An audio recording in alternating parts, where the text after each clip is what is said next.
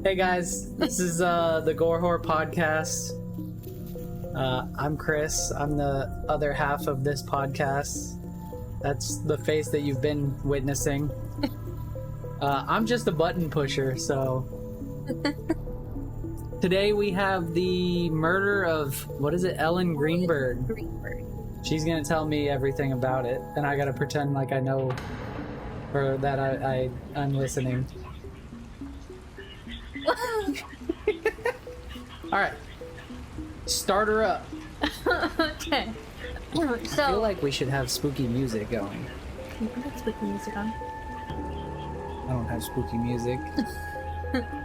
Horrible button pusher. Alright, so we're going to be talking today about Ellen Greenberg.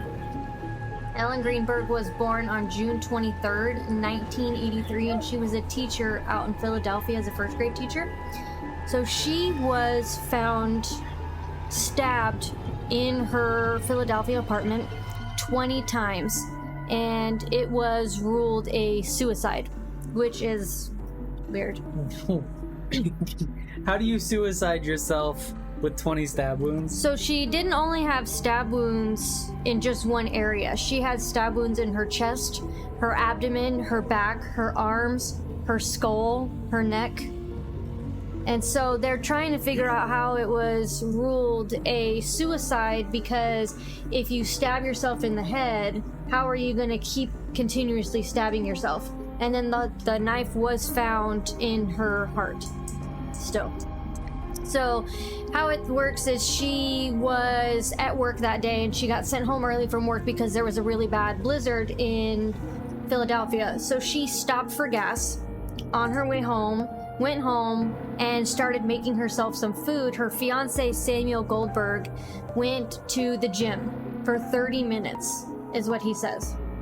He says he arrived back at the apartment 30 minutes later to it deadlocked from the inside. That doesn't... What? So he says it took him over an hour to get into the apartment, that he was calling her, texting her. He went down to the doorman to try and have him supposedly let him in the apartment, but the guy refused. So he sent her a bunch of text messages like that he was trying to get in, and allegedly he was abusive towards her.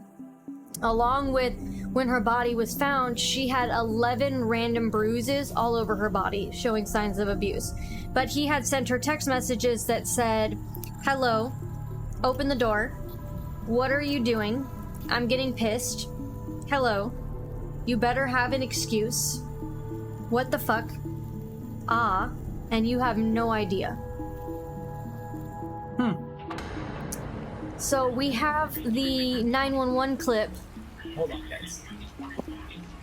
He doesn't know how to stay in camera.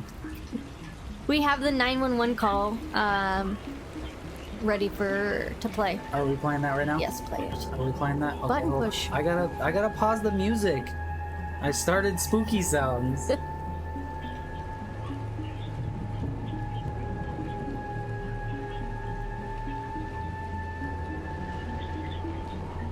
Help! I need I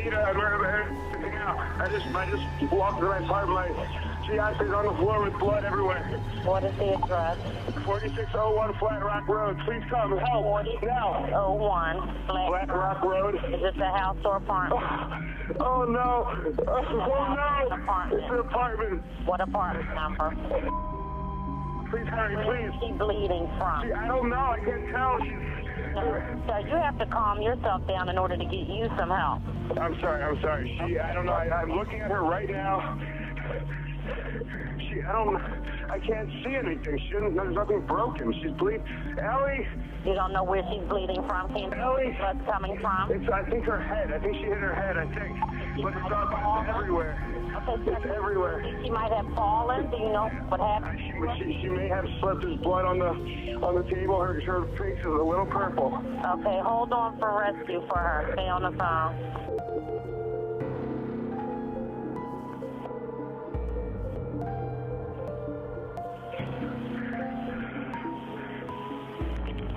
Fire Department 842, what's the address?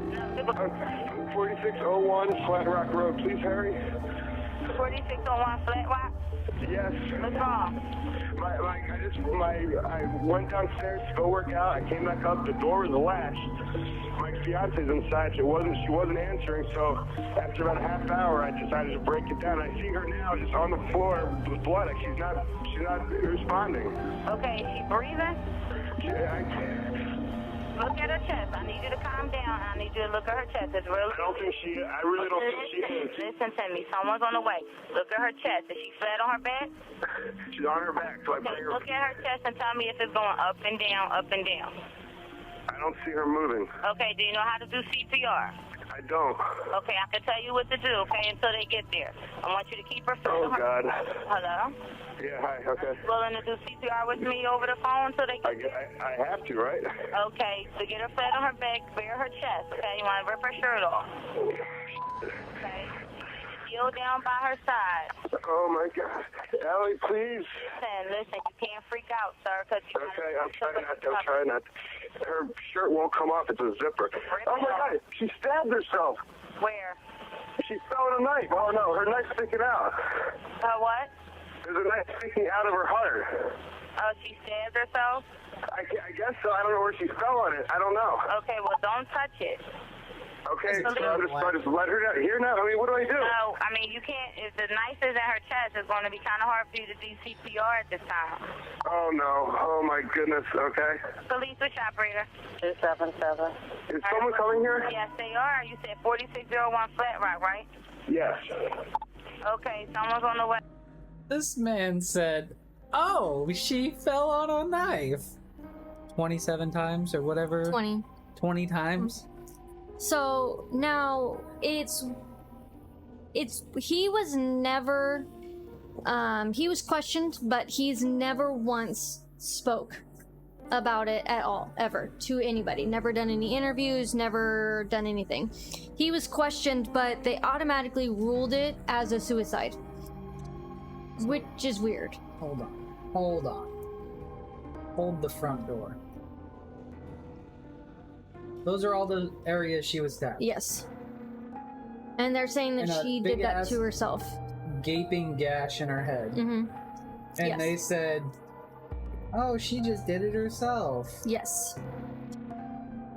So Makes total sense. after the autopsy, it was initially ruled a homicide, and then they did the autopsy and said, "Oh, it's a suicide. She did it herself. Case closed." Didn't even look any further into it.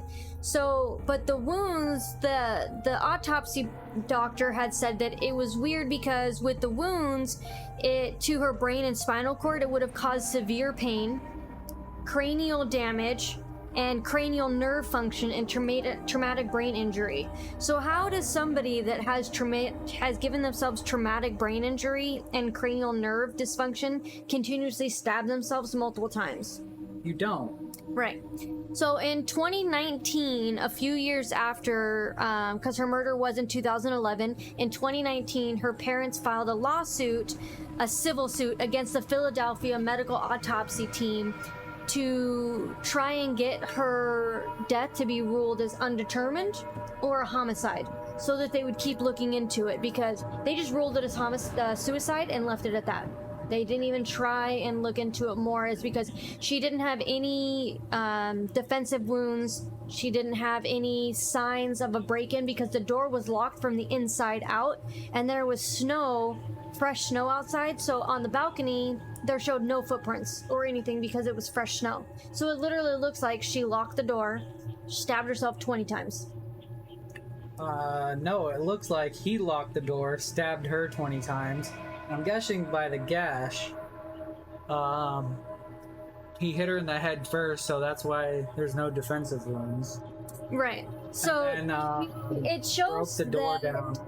she was still in the process of making her snack. So there was still the knife and all the fruit. She was making herself a fruit salad, so there was still all the fruit and everything out.